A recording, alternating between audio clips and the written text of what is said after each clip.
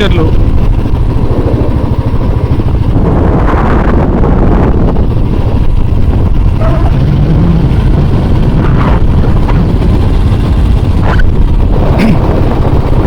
Complete 40 feet 30 feet roads అండి.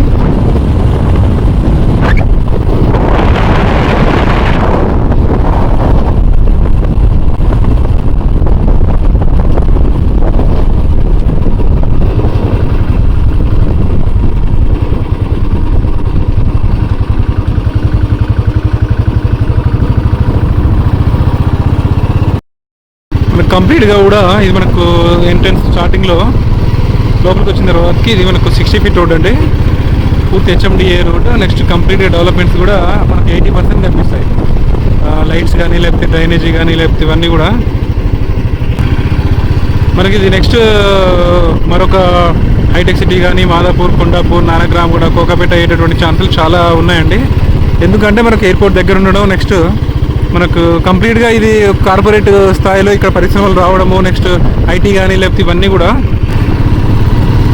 So రోడ్లు development చూసుకున్నట్లయితే కంప్లీట్గా రోడ్స్ అన్నీ అయిపోయినాయి. డ్రైనేజీ కానీ రోడ్స్ కానీ ఇవన్నీ తీసి పెట్టడం జరిగిందండి.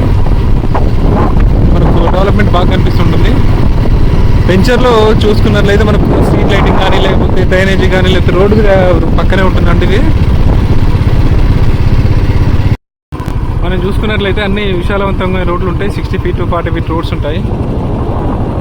రోడ్లు కానీ లేకపోతే ఇక్కడ ఫ్లాటింగ్ సిస్టమ్ కానీ లేకపోతే ఇవన్నీ కూడా చాలా నీట్గా ఉంటాయండి.